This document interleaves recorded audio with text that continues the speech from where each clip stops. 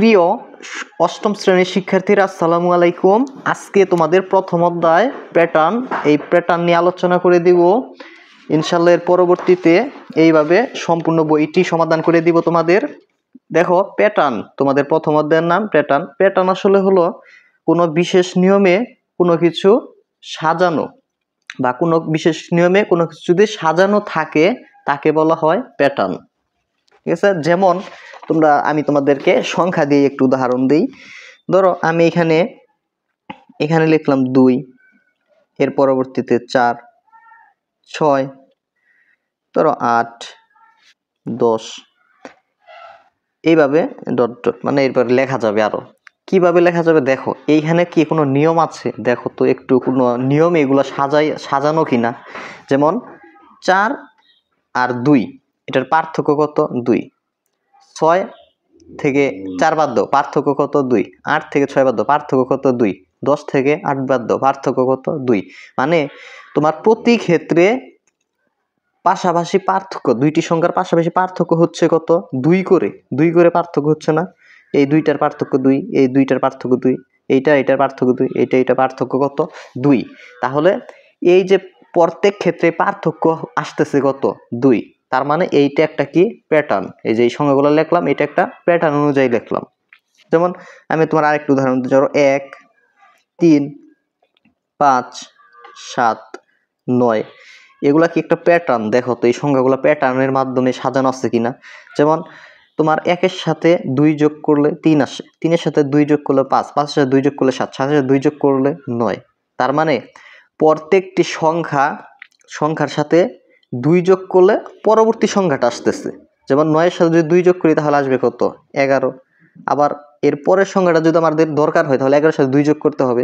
তার মানে এই যে কোনো কিছু একটি বিশেষ নিয়মে যদি সাজানো থাকে অথবা সাজানো হয়, ওইটাই হলো তোমার কি? প্যাটার্ন। আশা করি প্যাটার্নের একটু ধারণা তোমাদের আসছে। ইনশাল্লাহ আমরা দেখো বই পড়লে তোমাদের আরো একটু প্যাটার্নের ধারণাটা চলে আসবে। দেখো, বৈচিত্র্যময় প্রকৃতি নানা রকম প্যাটার্নে ভরপুর, মানে আমরা নানান জায়গায় আমরা প্যাটার্ন দেখতে পারি। এরকম দেখো, প্রকৃতির এই বৈচিত্র্য আমরা গণনা ও সংখ্যার সাহায্য উপলব্ধি করি।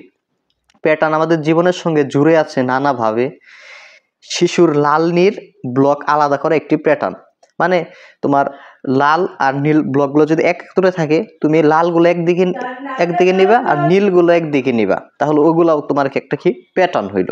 দেখো, সে গণনা করতে শেখে, সংখ্যা একটি প্যাটার্ন। তার মানে যে সংখ্যাগুলা আছে, যেমন জোড় সংখ্যা, বিজোড় সংখ্যার প্যাটার্ন, জোড় সংখ্যার প্যাটার্ন, মৌলিক সংখ্যা।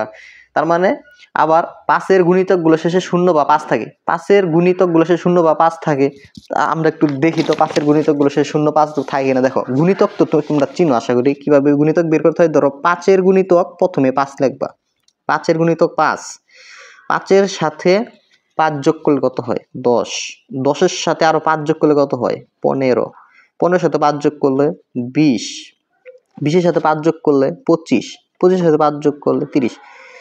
এইভাবে আসতেই থাকে 5-এর গুণিতক, এইভাবে শেষ হবে কি? আজীবনও শেষ হবে না, তোমার এইভাবে আসতেই থাকবে সংখ্যা।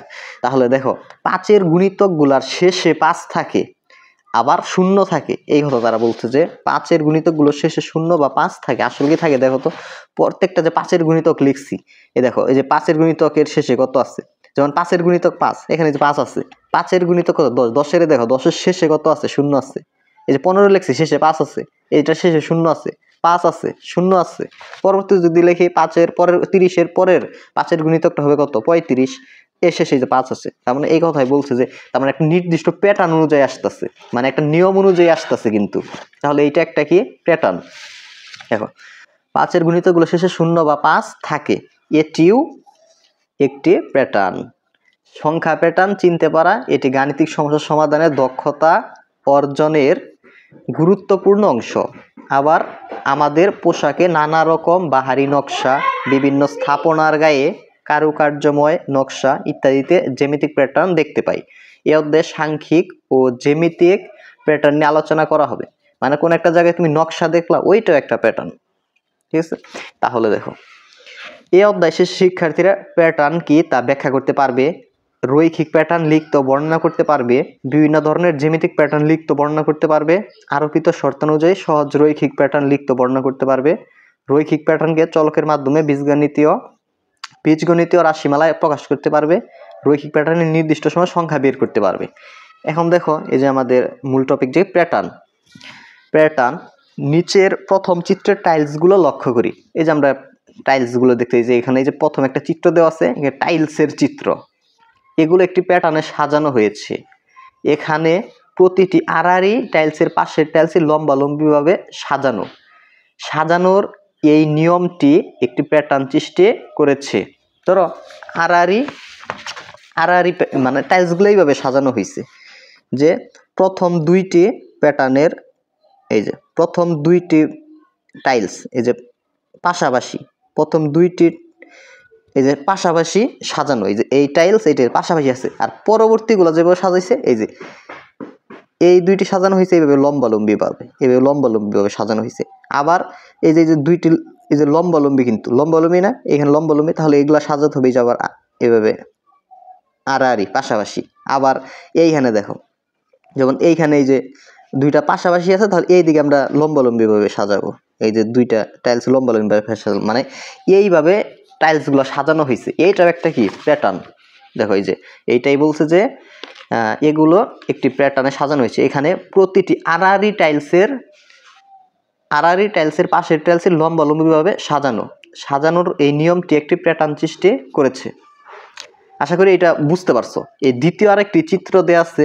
দেখো দ্বিতীয় চিত্রে তোমরা যদি একটু লক্ষ্য করো তাহলে দেখবে যে এটা একটি ত্রিভুজাকৃতির ভাবে সাজানো। আর তোমার প্রতিটি দেখো লাইন, একটি লাইন, একটি লাইন, একটি লাইন, একটি লাইন, এবং এই যে এটা আরেকটি লাইন, প্রত্যেকটি লাইনের শেষে এক আছে, এইখানে এক, এইখানে এক, এইখানে এক, এবং এইখানে এক। দেখো প্রত্যেকটি শেষে কত আছে? এক এক আছে। এবং আরেকটি নিয়ম এইখানে আছে। আরেকটা নিয়ম কি? এই আগের লাইনের সাথে পরের লাইনের একটা সম্পর্ক আছে। কিভাবে আছে দেখো, আগের লাইনের দুইটা সংখ্যা যোগ করলে তুমি পরের লাইনের মাঝখানের সংখ্যাটা পাই যাবে। দেখো 1 আর 1 যোগ করলে কত হয়? যে 2 হয়, ঠিক আছে। আবার 1 আর 2 যোগ করলে কত হয়? 3। 2 আর 1 যোগ করলে কত হয়? 3। আবার দেখো 3 আর 1 এই যে দুইটা যোগ করলে এই যে মাঝের সংখ্যা হয়, পরের লাইনে মাঝের সংখ্যা কত? 4। 3 আর 3 যোগ করলে কত হয়? এই যে 6। 3 আর 1 যোগ করলে হয় 4। তার মানে এইখানে একটা নিয়ম অনুযায়ী এই সংখ্যাগুলোকে সাজানো হয়েছে, ত্রিভুজ আকৃতির সাজানো হয়েছে। তার মানে এইটাও একটা কি প্যাটার্ন। আশা করি মানে কোনো কিছু তোমার একটা নিয়ম অনুযায়ী বা সূত্র অনুযায়ী যদি সাজানো থাকে, ওইটাই হলো তোমার কি প্যাটার্ন। এর পরবর্তী পেজে চাই।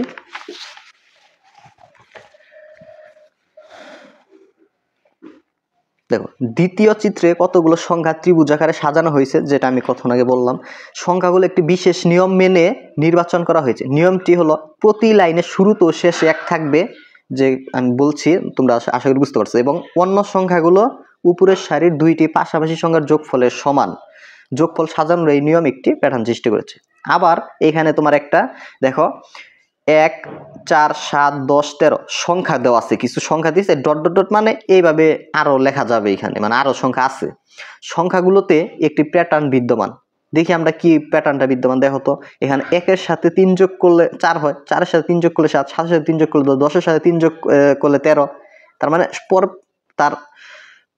এই সংখ্যার পরের সংখ্যাটা, মানে একটি সংখ্যার পরের সংখ্যাটি 3 যোগ করে আসতেছে, একটি সংখ্যার পরের সংখ্যা 3 যোগ করে আসতেছে। আশা করি এটা বুঝতে পারছো। এইটা একটা কি প্যাটার্ন। মানে তাহলে 13-র পরে যদি সংখ্যা তোমাকে এখানে জানতে চায়, তাহলে তুমি কি বের করতে পারবো অবশ্যই, যে 13-র সাথে 3 যোগ করলে তার পরের সংখ্যাটা আসবে, তাহলে হবে কত? 16। 16-র সাথে 3 যোগ করলে তার পরের সংখ্যা আসবে। আশা করি তার মানে এইটাও একটা কি, এই যে সংখ্যাগুলো যে লেখা হয়েছে, তার মানে এইখানে কি একটা প্যাটার্ন কি আছে, বিদ্যমান আছে। সংখ্যাগুলোতে একটি প্যাটার্ন বিদ্যমান। সংখ্যাগুলো ভালোভাবে লক্ষ্য করে দেখলে একটি নিয়ম খুঁজে পাওয়া যাবে। নিয়মটি হলো 1 থেকে শুরু করে প্রতিবার 3 যোগ করতে হবে। যেমন 1 থেকে শুরু হয়েছিল, 1 এর সাথে 3 যোগ করলে 4।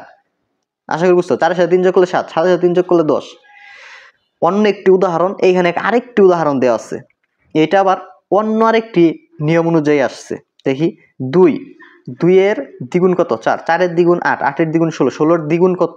32। মানে তুমি 2 এর সাথে 2 গুণ করলে 4, 4 এর সাথে 2 গুণ করলে 8, 8 এর সাথে 2 গুণ করলে 16, 16 এর সাথে 2 গুণ করলে 32। মানে একটি সংখ্যার পরের সংখ্যাটা দ্বিগুণ হারে, মানে দ্বিগুণ হারে বাড়ছে, যেমন প্রতিবার দ্বিগুণ হচ্ছে। দেখো 2 এর দ্বিগুণ 4, 4 এর দ্বিগুণ 8, 8 এর দ্বিগুণ 16, 16 এর দ্বিগুণ 32, দ্বিগুণ কত 64। তার মানে এইখানে দ্বিগুণ হারে একটি সংখ্যার পরের সংখ্যাটা আসতেছে। এর মানে এইটাও একটা কি প্যাটার্ন, মানে কোনো নিয়ম অনুযায়ী যদি তোমার সংখ্যাগুলো সাজানো থাকে তাহলে ওইটা একটা কি প্যাটার্ন হবে। আশা করি বুঝতে পারছো। এরপরে স্বাভাবিক সংখ্যার প্যাটার্ন, মৌলিক সংখ্যা নির্ণয়। আচ্ছা, আমরা কি জানি যে একের চেয়ে বড় যেসব সংখ্যার এক ও সংখ্যাটি ছাড়া, তার মানে এক আর ওই সংখ্যাটি ছাড়া অন্য কোনো গুণনীয়ক নেই, সেগুলো মৌলিক সংখ্যা। আমি মৌলিক সংখ্যা তোমাদের একটু ভালোভাবে জানতে হবে যে মৌলিক সংখ্যা কোনগুলা। অনেকেই জানো না, আবার অনেকেই কিন্তু জানো যে মৌলিক সংখ্যা এইগুলা মৌলিক সংখ্যা। দেখো মৌলিক সংখ্যা তোমরা যদি মুখস্থ করে ফেলো মৌলিক সংখ্যাগুলো, মানে প্রথম কিছু মৌলিক সংখ্যা যদি আয়ত্তে রাখো তাহলে তোমাদের অঙ্ক করতে কিন্তু অনেক সুবিধা হবে, হিসাবেরও অনেক সুবিধা হবে। দেখো মৌলিক সংখ্যা কাকে বলে, বলছে একের থেকে বড়, তাহলে এক কিন্তু মৌলিক সংখ্যা না, তার মানে মৌলিক সংখ্যা 2 থেকে শুরু।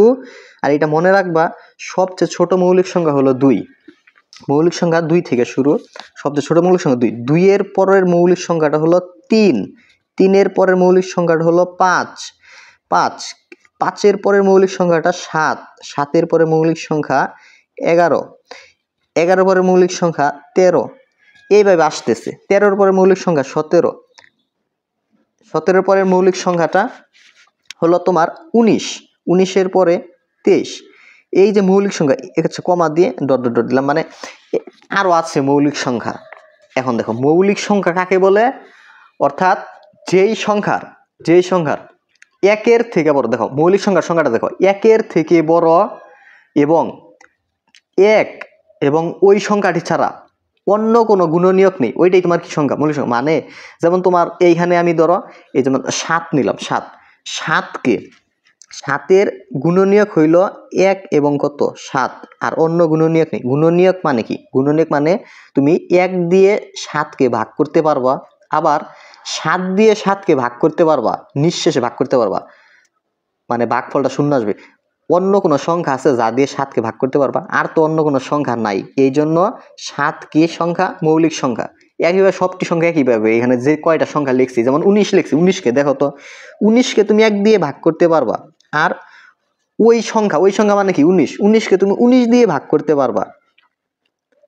আর অন্য কোনো সংখ্যা আছে যা দিয়ে 19কে ভাগ যায়, ওই রকম সংখ্যা নাই, এই জন্যই 19 একটি মৌলিক সংখ্যা। অর্থাৎ যেই সংখ্যার এক এবং ওই সংখ্যা ছাড়া অন্য কোনো গুণনীয়ক নেই, ওগুলো হলো মৌলিক সংখ্যা। যেমন 17কে তুমি 1 দিয়ে ভাগ করতে পারবা, আর 17কে 17 দিয়ে ভাগ করতে পারবা, অন্য কোনো সংখ্যা দিয়ে কিন্তু ভাগ করা যায় না, এই জন্য এই 17 একটা মৌলিক সংখ্যা। এই কয়েকটা মৌলিক সংখ্যা আপাতত তুমি যদি আয়ত্তে রাখতে পারো, আরো কিছু আয়ত্তে রাখলে ভালো হয়। 1 থেকে 100 মধ্যে যেগুলো মৌলিক সংখ্যা আছে যদি তুমি মুখস্থ রাখো, অর্থাৎ আয়ত্তে রাখো, তাহলে কিন্তু তোমার অঙ্কের করতে সুবিধা হবে। তাহলে এগুলো হলো তোমার কি সংখ্যা, মৌলিক সংখ্যা। মৌলিক সংখ্যার সংজ্ঞাটা আরেকবার পড়ি। দেখো আমরা জানি যে একের চেয়ে বড় যে সব সংখ্যার এক ও সংখ্যাটি ছাড়া অন্য কোনো গুণনীয়ক নেই, সেগুলো মৌলিক সংখ্যা।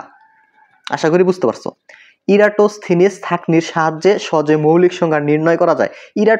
ইরাটোস্থিনিস ছাঁকনিটা আসলে কি, এটা আসলে একটা নিয়ম, ওই নিয়মের মাধ্যমে আমরা মৌলিক সংখ্যাগুলো নির্ণয় করতে পারি। দেখো 1 থেকে 100 পর্যন্ত স্বাভাবিক সংখ্যাগুলো একটি চার্টে লিখি, মানে তোমার ওই যে ইরাটোস্থিনিস ছাঁকনির মাধ্যমে কিভাবে মৌলিক সংখ্যা নির্ণয় করা হয়, যে প্রথমে কি করতে হবে, 1 থেকে 100 পর্যন্ত স্বাভাবিক সংখ্যা একটা চার্টে লিখতে হবে। এবার সবচেয়ে ছোট মৌলিক সংখ্যা 2 চিহ্নিত করি এবং এর গুণিতকগুলো কেটে দিই। এরপর ক্রমান্বয়ে 3, 5 এবং 7 ইত্যাদি মৌলিক সংখ্যার গুণিতকগুলো কেটে দিই। তালিকায় যে সংখ্যাগুলো টিকে রইল সেগুলোই মৌলিক সংখ্যা। এটা আমি তোমাদের খাতায় করে দেখাচ্ছি, এখানে যেহেতু অনেক সংখ্যাগুলো যে কেটে দিছে, তাহলে তোমরাও কিভাবে কাটবে আমি এটা খাতা বন্ধ দেখাচ্ছি একটু। দেখো বইয়ের ছকের মতোই আমি আরেকটি ছক তৈরি করেছি, তোমাদেরকে দেখাবো যে ইরাটোস্থিনিস ছাঁকনির মাধ্যমে কিভাবে তুমি মৌলিক সংখ্যাটা নির্ণয় করবে। এইটা একটা নিয়ম, এই নিয়মে তোমার প্রথম কি কাজ, প্রথম হলো 1 থেকে একদম এই যে 100 পর্যন্ত এইভাবে তুমি স্বাভাবিক সংখ্যাগুলো লিখে ফেলবা, ঠিক আছে। অর্থাৎ স্বাভাবিক সংখ্যা বলতে গণনাকারী সংখ্যা, যেগুলো গণনা করি 1, 2, 3, 4, 5, এগুলো তুমি লিখে ফেলবা। এরকম লেখার পরের কাজটা আমি তোমাদেরকে যে নিয়মটা, যে এই নিয়মটা দেখাচ্ছি, নিয়মটা হলো তোমার এইখানে তোমরা কিছু 4টা সংখ্যা নিবে। কয়টা? 4টা। 2 মৌলিক সংখ্যার মধ্যে 2, 3, 5 আর কত? 7। এই 4টা সংখ্যার সাহায্য নিতে হবে। এটা হলো নিয়ম। এই 4টা সংখ্যার সাহায্য নিতে হবে। এই 4টা সংখ্যার সাহায্য নিয়েই আমরা এইখান থেকে মানে 1 থেকে 100-র মধ্যে যে কয়টা মৌলিক সংখ্যা আছে ওগুলা বের করতে পারবো, মানে বাছাই করতে পারবো এইখান থেকে। ওই নিয়মটা কি? নিয়মটা হলো সর্বপ্রথম যেহেতু মৌলিক সংখ্যার মধ্যে তোমার এক মৌলিক সংখ্যা হতে হবে কি 1-এর থেকে বড়, তাহলে 1 এমনিতেই এইখান থেকে কিছু হয়ে যায়, বাদ হয়ে যায়। 1 এমনিতেই বাদ, 1 এমনিতেই বাদ। তারপরে মানে মৌলিক সংখ্যার সংজ্ঞা থেকে আমরা পড়েছি এইটা যে মৌলিক সংখ্যা কি 1-এর থেকে বড়।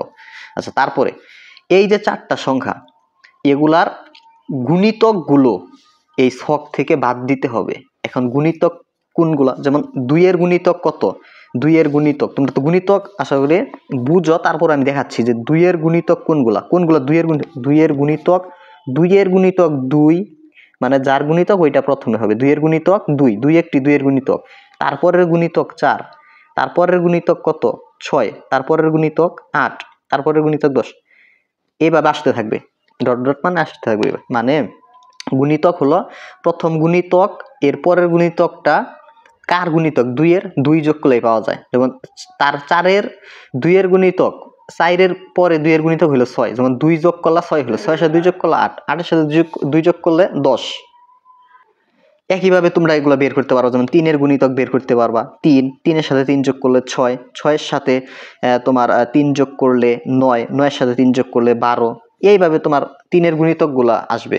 একইভাবে 7 এর গুণিতক হবে 7, 14, এইভাবে আসতে থাকবে। 5 এর গুণিতক 5, 10, 15 মানে আসতে থাকবে। এইখানে সর্বপ্রথম কাজ 2 এর গুণিতক এই ছক থেকে আমরা বাদ দিব, তারপরে 3 এর গুণিতক গুলা বাদ দিব, অর্থাৎ কাটা দিব। 5 এর গুণিতক গুলো আমরা ক্রস চিহ্ন দিয়ে আলাদা করব, 7 এর গুণিতক গুলা ক্রস চিহ্ন দিয়ে দিব। তার মানে এই যে 4টা সংখ্যার গুণিতক গুলা আমাদের এই ছক থেকে ক্রস চিহ্ন দিতে হবে। তাহলে 2 এর গুণিতক কত? 2। তাহলে 2 এর গুণিতক মানে 2 এর গুণিতক কিন্তু 2, কিন্তু নিয়ম হলো এই 4টা কাটা দেওয়ার জন্য, এই যে এই 4টা যে সংখ্যা না, এই 4টা সংখ্যা কিন্তু তোমার কাটা দেওয়া যাবে না এই ছক থেকে, অন্য গুণিতক গুলা কেটে দিতে হবে। তাহলে 2 এর গুণিতক 2, 2 কাটা দেওয়া যাবে না। তারপর 2 এর পরের গুণিতক কত? 4, এটা কাটা দিয়ে দিব। তারপরের গুণিতক কত? 6, 6 কাটা দিয়ে দিবা। তারপরের গুণিতক 8, 8 ক্রস দিয়ে দিবা। তারপরে 10, মানে যত জোড় সংখ্যা আছে সবই 2 এর গুণিতক, ওগুলা বাদ দিব। যে 12 জোড় সংখ্যা বাদ, 14, 16, 18, 20, আশা করি বুঝতে পারছো। 22, 24, 26, 28, 30 এগুলো আছে, এগুলো সব ক্রস চিহ্ন দিয়ে দিবা। 34, 36, 38, 40, 42, 44, 46, 48 ক্রস, 50 ক্রস, অনেক মজার। ঠিক আছে, 52 ক্রস, 54 ক্রস, 56 ক্রস, 58 ক্রস দিবা। 60 ক্রস, 62 কাটা দিয়ে দিবা। 64, 66, 68, 70।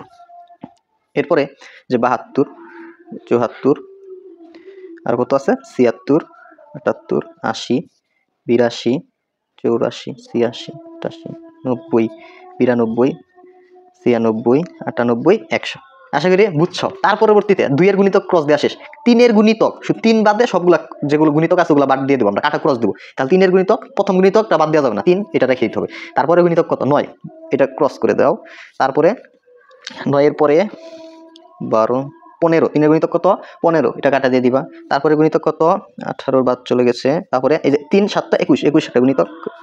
তারপরে 27 ক্রস দিয়ে দাও। 3, 11, 33, তো 33 ক্রস, এইটাও ক্রস। 3, 39, তারপরে 47, 49 না 17, আচ্ছা ক্রস 51 ক্রস, এটাও গুণিতক। তোমার 63 কি করা যায়? 63 3 দিয়ে 63 তোমার ভাগ করা যায়, দেখি তো। 63 6, তাহলে হয় 2, এখানে 3 কি 3, হ্যাঁ 21 দিয়ে 3 হবে, 63 এটাও ক্রস হবে। 65 যায় না 3 দিয়ে। 67, 66 তো আগে ক্রস করেছি। হ্যাঁ একইভাবে এগুলো থাকে 71, 73, এগুলো বাদ যায় না। 77 3 দিয়ে ভাগ করা যায়, এগুলো থাকলো। তারপরে 3 দিয়ে 81 কে যায়, 13 যায় না। ঠিক আছে, এই 99 ক্রস। আচ্ছা, এগুলো 3 এর গুণিতক বাদ দেওয়া হয়ে গেল। তারপরে আচ্ছা 5 এর গুণিতকগুলো তোমরা বাদ দিয়ে দিবা। 5 এর গুণিতক আমরা বাদ দিয়ে দেই, দেখো 5 এর গুণিতক এই যে 25, এটা ক্রস যাবে 25, তারপরে 35, এটাও ক্রস যাবে। 5 এর গুণিতক সহজ, 45, 55 ক্রস, 65 ক্রস, 75 যাবে, 85 ক্রস। আশা করি বুঝতে পারছো এটা। এরপরে 7 এর গুণিতক গুলো বাদ দিতে হবে। 7 এর গুণিতক 5 7 35, এটা না, তাহলে 37, 7 না হয় না, এই যে 7 7 49, এটা বাদ, 7 56, এটা যায় না, এটা হয় না, 93 এটা দেখি আমরা, এটা 93 না, 93 কে 3 দিয়ে 9 3 3 3, হ্যাঁ এটা 3 দিয়ে যায়, এটাও বাদ যাবে, এগুলো একটা 95 কিন্তু আগে বাদ, 5 এর গুণিতক কিন্তু 95, এটা দেখি না, এটাও বাদ। তাহলে থাকে হলো এখানে 98, এগুলো বাদ চলে গেছে। এরপরে 81 কিন্তু দেখি 81 কে যদি আমরা 7 দিয়ে যাই, কি 7 কে 7 একবার 1 1 না, তাহলে 81 কে অন্য কিছু দিয়ে 3 দিয়ে, 3 3 9 6 2 1 2 3, হ্যাঁ 81 কিন্তু তোমার 3 এর গুণিতক, এটাও বাদ চলে যাবে, মানে এগুলো তোমার সবই বাদ চলে যায়, এগুলো ক্রস, এগুলো সবই বাদ। হ্যাঁ, তাহলে এই যে যেগুলো থাকতেছে, এই যেগুলো কাটা যায় না, এগুলাই হলো তোমার কি মৌলিক সংখ্যা। আশা করি এটা বুঝতে পারছো কিভাবে এই ইরাটোস্থিনিস ছাঁকনির মাধ্যমে আমরা মৌলিক সংখ্যাগুলো নির্ণয় করে ফেললাম। এটা নিয়মটা আশা করি আমি বুঝাতে পারছি তোমাদেরকে। আজকের ভিডিও এই পর্যন্তই। আমি ইনশাআল্লাহ এইভাবে তোমাদের সম্পূর্ণ বই সমাধান করে দেবো ইনশাআল্লাহ। সকলে ভালো থেকো, সুস্থ থেকো। আসসালামু আলাইকুম।